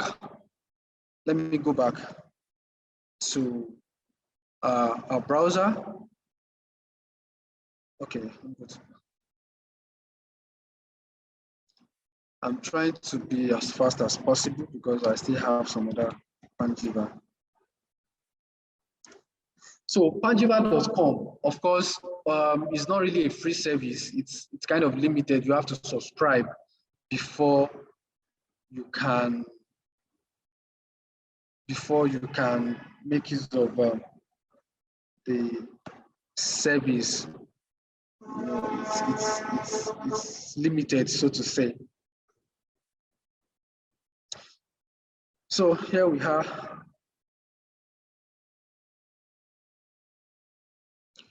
Okay, let's look out for, okay, let's try Dangote. Dangote is it's a multinational, it's an international brand. So what do we have on Dangote? Who's buying what, or what is Dangote shipping? So now look at the result we have here. That is the buyers. Dangote Petroleum Refinery in Nigeria. Dangote Refinery has 2 shipments currently. Then you have one shipment. Dangote is planning to ship a good from US. You have GPAT Power Incorporation. Then you also have Dangote Sugar Refinery PLC. It has 822 shipments, and then you also have Dangote Fertilizer. It has 17 shipments. Dangote Cement in Côte d'Ivoire, that means Dangote is shipping cement to Côte d'Ivoire, so it has 639 shipments in total. So for us to have a deeper, a full detail of some of these shipments, at times, of course, we have to subscribe. We have to subscribe. So that is what the shipments, it's all about. Of course, it's something we can still play around with. Looking at this dashboard, you have shipment report, shipment origin. Is it from Brazil, China, India, Nigeria? Where is the shipment destination? Baltimore, in the US, Easton, the port of landing, bill of landing, and all of that. So all you just need, if you look at this, it says that Dangote arrival date, Dangote, a particular shipment arrived July 26, 2021, who is the shipper? That is Rough Pimping. All of these things can actually be worked around. You can just play around it, to look out for information, shipment of goods, and then services. Then we also have, there's also marine tracker. Marine tracker is used to track vessels, okay? Of course, it is one of multiple tools that can be used to track vessels, you know. Don't forget that what we've been speaking about, what we've been talking about ever since is open source intelligence tools, internet-based tools that can be used to validate or verify information on the internet. So Marine Tracker, all you just need to do on Marine Tracker is to get the IMO number of whatever vessel you are tracking or you need to find, so to say. So if you look at, if you just, I'm placing my mouse on one of the vessels here. This is Onta Daisy. The destination of this vessel is Lomé in Togo. Let me see. Yeah. So if you click on it, it shows you photos of the vessel. Okay, it shows you a photograph of the vessel, Onta Daisy. Now, it's a crude oil, it's a vessel transporting crude oil, you know, and then you have other information regarding the vessel through this platform. You can check the speed of the vessel, you can check the destination, you can check virtually every other information about it. Now, in Calabar, that is in the southern part of Nigeria. Let's see. Let's look at this vessel. I just clicked on it. Now, look at this vessel. The name of the vessel is Bora. It's also a chemical tanker, you know. It's this information is telling us that this particular vessel is being guarded, you know, by, of course, security operatives. It's currently on course, meaning that it's still on the sea, you know. So it's actually the information you actually need. Take, for instance, if you have a claim that says that there's a particular vessel in Ghana that is on fire and all of that, you know, and then a lot of casualties have been recorded and all of that. All you just need to know is to find out the either name of the vessel or the vessel number. Then you come to the marine traffic or vessel tracker or any of the open source tools, open source intelligence tools, input the IMO number, and then you can now track and then see the vessel real time. Now, aside from this, let me quickly go straight to other tools I have on my, okay, yeah, marine tracker, vessel finder, ship spotting, and all that. So aside from that, we can also track aircraft, you know, we can track airlines.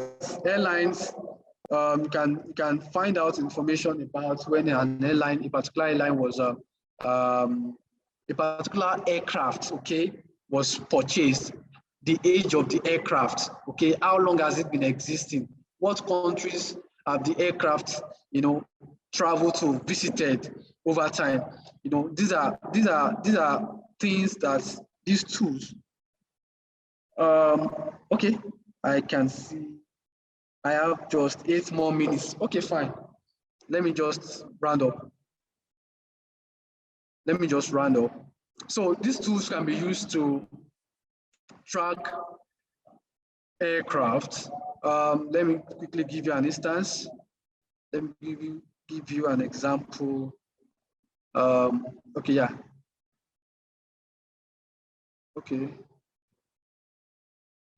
Okay, now look at this airline. The airline number is 5NDNA. Okay, please, you can just go back at your private time and put some of these things into test. Otherwise, it might be difficult for you to have it to have a deep understanding of some of these things I've discussed, because of course there are so many. So now, of course, you know that every aircraft always have an identification number, you know, a registration number. For example, this particular airline, I took the shot somewhere in Lagos. The number is 5NDNA.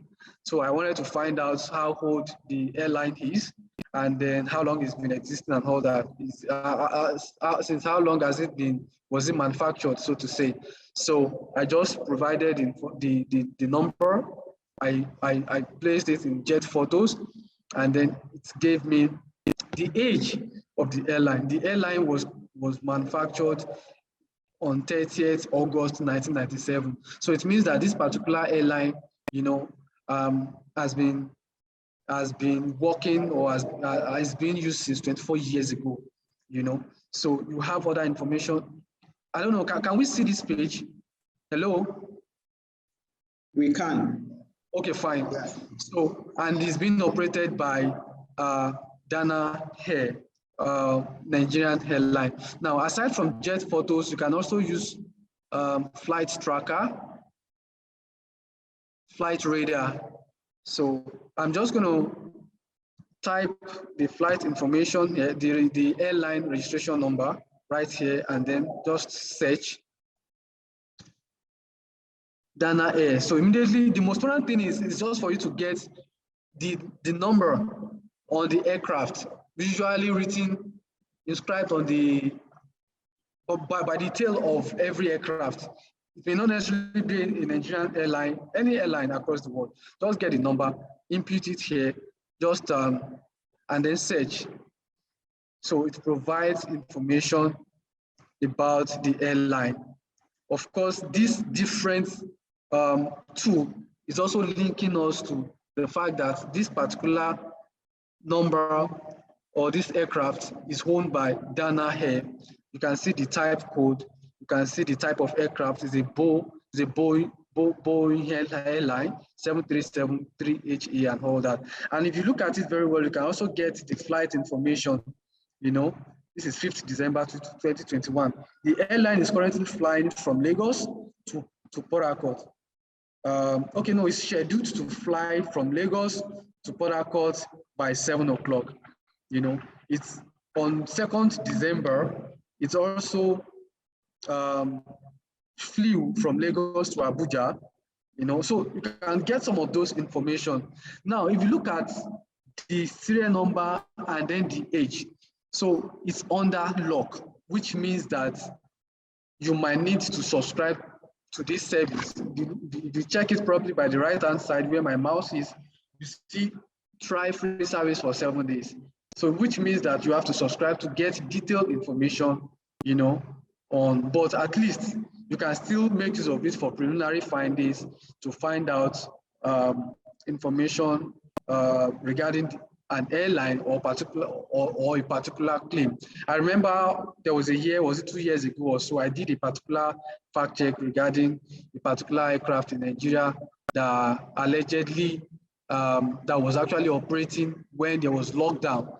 You know, of course, the minister was angry that there was a total ban of flights into or outside Nigeria, you know, but this private airline was working.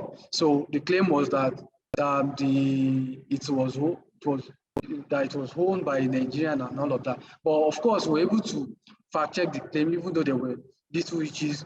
We're able to fact check the claim, and we're able to establish that the airline is actually a UK-based airline, contrary to popular claim that it's a Nigerian airline. So, and of course, we're able to validate that using some of these tools. Let me just go straight to few other stuffs. This is a representation of the airlines, how it's being flown from one country to the other. If you place your mouse on any of it, it shows you the flight information, the destination, the origin, and all of that, you know. And then the airport information. Now, nationwide aircraft registry. This is to establish that every aircraft, okay, is always registered. Governments, organizations, like NCAA in Nigeria, nationwide, US Federal Aviation Administration, FAA. Of course, every country has an organization that manages operational activities of airlines. So of course, through their website, you can verify information about a particular aircraft. Just like VinCheck, with a vehicle, every vehicle has a VIN number, which you can of course use to verify the number, to verify the location of a particular vehicle, if it's an accidented vehicle or whatever information you need, Earth tools. Of course, these Earth tools, they are more like almost a real-time tool that you can use to verify a claim. If they say that, 15 years ago, this is a particular, or let's say 20 years ago, a particular landmark structure was not existing in a particular location, you can make use of your Earth tools to either validate that claim or debunk the claim. So, of course, you can play with any of these tools, but because of our time, I wouldn't want to go into details. This is one of the stories I did recently because regarding a particular organization, I had a deadline and I needed the picture of this organization. So I couldn't, drive down to the firm, to the government organization to get the picture. All I just did was to just go to the Google, to use Google to type the name of the institution and then convert to the street view. And then through the street view, I placed myself imaginarily in front of the institute, and I took the photograph. Of course, there are locations where you can't just take, for instance, you can't just go in front of the US Embassy and say you want to take a photograph of the US Embassy. Of course, you will be arrested. There are some other places where government locations where you can't take, like let's say a barrack or other government locations, secure locations, so to say. But if you have an important story you are doing or a very important claim you are working on, you can make use of your Google Earth tool, Google Street View, to capture the location. I remember when we had incidents, the Nigerian official kidnapped at the Nigerian Defense Academy in Nigeria, somewhere in Nigeria. Of course, you can't go there and say you want to start snapping picture in front of the Nigerian Defense Academy. Of course, you can imagine what will happen to you if you say you want to take that risk. But through some of these tools, we're able to establish the location. We're able to do a perimeter view of this. Some of these locations I'm mentioning, they are more like a classified locations, so to say. So I wouldn't want to practicalize that right here, but you can test run, you can do that using other locations for your practice, so to say. So we're able to make use of the Google Earth to map out the length, the perimeter fencing of the Defense Academy. We're able to establish the extent at which the institution, the fencing got to before it was continued with ordinary barbed wire, you understand? And we're able to establish that the surrounding location around the Defense Academy were not occupied by people, so to say, but bushes and all that. So, of course, if not for some of these tools, we wouldn't have been able to validate or fact check some of our claims. Of course, then we're trying to fact check if truly an officer was kidnapped as claimed or not. But we needed more tools to validate our findings, to authenticate our findings. There's an important, I'm almost done, in 2-3 minutes I will be through. Now, this is a very practical example. So if any of us is familiar with the Transcorp Hilton in Nigeria, it's one of the landmark structures in Nigeria's Federal Capital Territory. As of 2003, this is how Transcorp Hilton looks like. If you look at my mouse, this particular position where my mouse is placed, the arrow button is placed, you realize that as of 2003, that is over how many years? Over a decade, or almost, yeah, over a decade, you know, or probably almost 2 decades, if not more, you know. This particular structure, okay, this particular structure you are seeing where my mouse is, wasn't there. This is Transcorp Hilton as of, Transcorp Hilton Hotel as of 2021 November. Yeah, November 2021. Look at this, you know, look at these structures you have here. Look at this particular very structure. And then look at this structure, look at it as of 2003. Now, it simply means that through the Google Earth tool, you can establish the territorial jurisdiction of a place or the physical structure or the physical appearance of a location at a particular period and its current location. Now, let me use another example aside from this. Now, look at this. As of 2003, this is the Nigerian Communication Commission, which is adjacent Transcorp Hilton.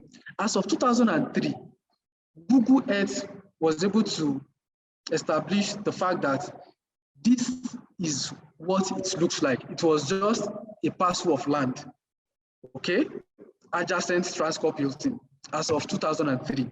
But NCC as of date, this is what you can find there. What I'm trying to emphasize here is that Google Earth has a particular tool. Let me quickly share that tool with you. With the tool, you can, but before you make use of it, you just have to, come in please. But before you make use of it, you have to download the Google Earth tool. Let me see, just a minute. I'll just do that Google Earth tool and then we'll round up, please. Google Earth, where are you? Okay, fine. Yeah, here it is, Google Earth. So it's currently loading. So you have to download Google Earth tool on your laptop. Once it's downloaded, you can play with it, just toy with it, you know, because without that, you may not be able to get some of these stuff. So you can play with some of the features on the tool. I just want to quickly show you the tool I make use of within the Google Earth tool, within the Google Earth tool to establish my findings then of Transcorp Hilton location, NCC status as of 2003 and as of 2021. Now look at this tool here. Now this tool is it shows this historical image of a particular location. Now we have as early as 1930. Okay, so it means that if you want to check the current location of a place or the physical structures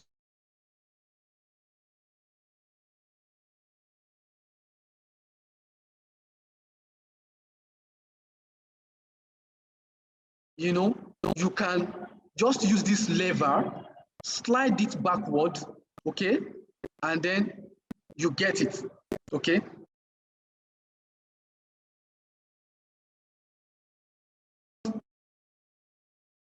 (1930), you can move it forward and say, okay, 1953, okay, 1970, okay, 1988, okay, 1998, okay, 2007, 2015. Okay, so let's just look at, let's see. Okay, let's just type Transcorp NCC.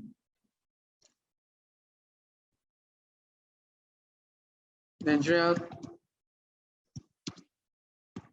Communication Commission, NCC. So once you click on it and then you press search, it zooms in, okay? It zooms in, let me check.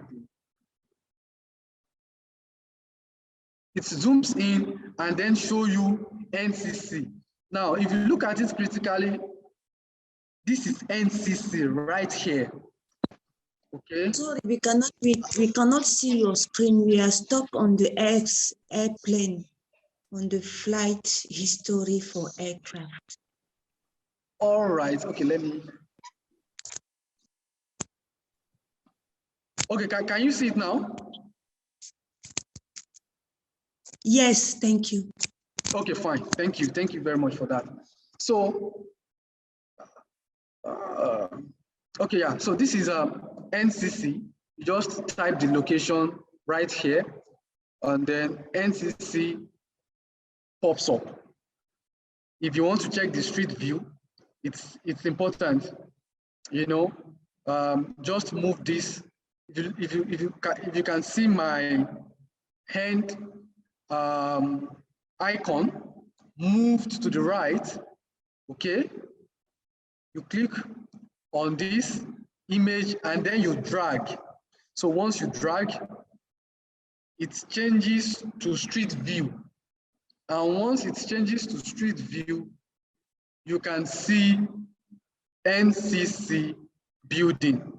And here is the building right here.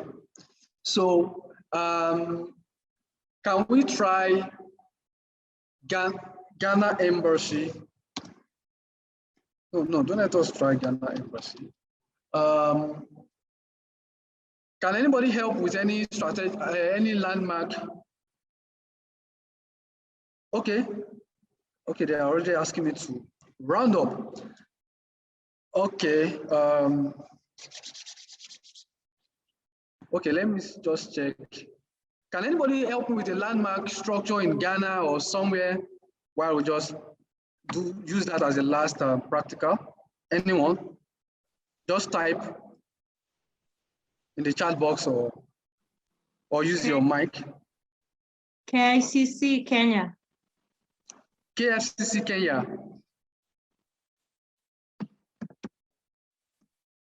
Did you say KFCC Kenya?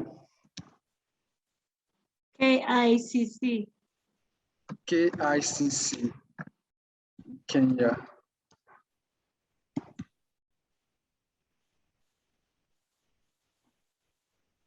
Okay, that is Kenyatta International Convention Center.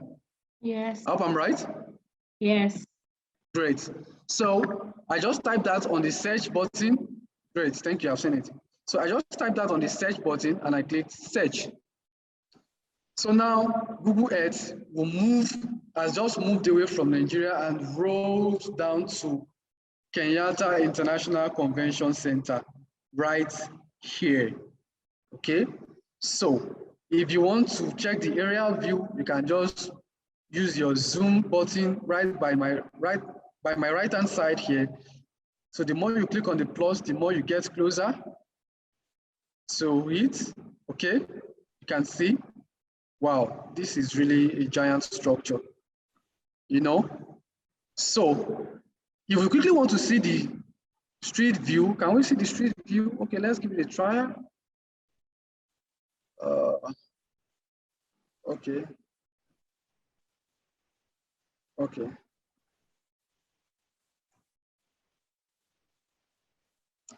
Okay, yeah, this is KICC Kenya.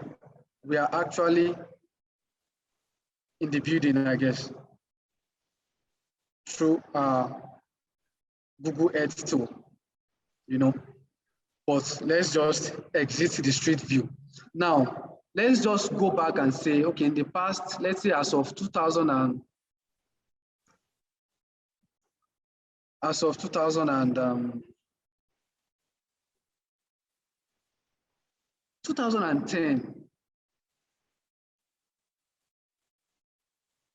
or 2004, can we see how KICC Kenya looks like?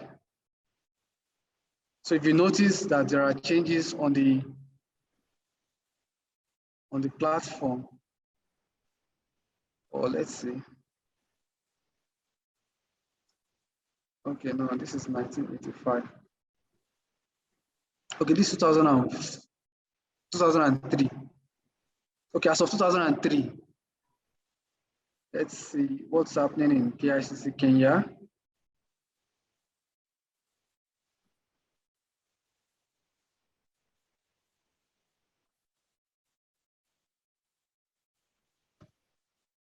Anyway, don't let us take much of our time. I've already been informed that my time has elapsed. I actually want to slide back and see when the construction work of KICC Kenya started. You know, if we could have that, you know, but my time is gone. But you guys can, you know, play around with this at your I leisure don't time. think Google was alive when it started. Okay, okay, fine. So when was it built?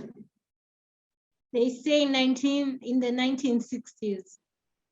1960s. Okay, so what we have here on the Google timeline is 1985. Okay, 1985.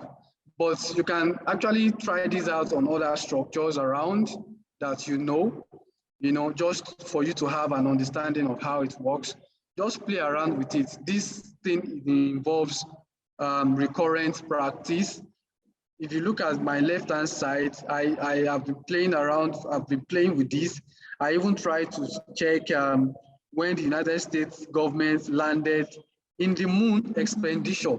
So it means that the Google Earth moved away from what's it called? From Earth, and then went straight to the moon and then showed me some stuffs, you know, but of course, you can only play around with all of these things, you know, at your leisure time. It's not something that one can get at once. So let me just quickly allow for questions while we round up. Thank you.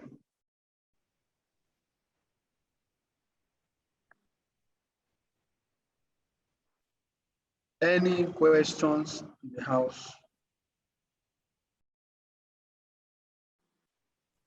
So Winnie is still raising her hand. Winnie, do you have a question? Okay, please go ahead. Yeah, just go ahead, Winnie, if you have a question. And any other person, we have like 2-3 minutes for the questions, so we can quickly do that. Well, this is a very detailed session. And it's really nice. Thank you very much. Though I came in a little bit late. But mine was asking for the Google Earth Pro. Do you have to pay for it to get access to the data? It is free. No, it's actually free. You can make use of it as long as you want to, okay? It's actually very free, you know, and it's an important tool. Oftentimes, if I want to go for an investigation, aside from the regular fact-checking and open source intelligence, whatever, I try to do a survey, a kind of surveillance of the terrain that was to visit, okay? Look out for where the nearest police station is, you know, look out for where the closest hotel is, the hotel I'm to lodge, is it close to the police station? You know, it enables you to do a kind of security analysis, just in case you are going to a very risky terrain, you know. So you have to know where you can lodge, try to establish the distance to the police station, and then to the exact spot you were to do your investigation. So it's an important tool, free tool, open source tool that we can make best use of.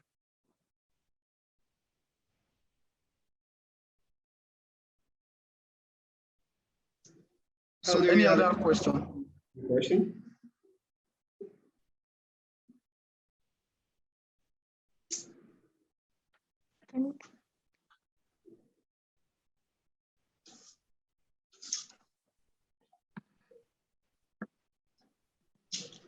Any other question, please? Yes, presentation. Or clarification? I know it might look cumbersome, but it's something that requires multiple practice. Sure, definitely you can get the presentation. Okay, thank you. That's my email just in case. Just in case. I will share the presentation with the organizers, Yes, and then they can share with everyone, anyone that needs it.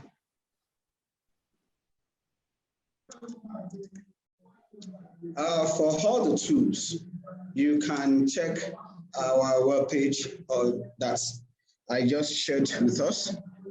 You can have access to most of these tools. They are listed there, and where you could download them freely. Thank you. So over to you, Yinka. So any other question?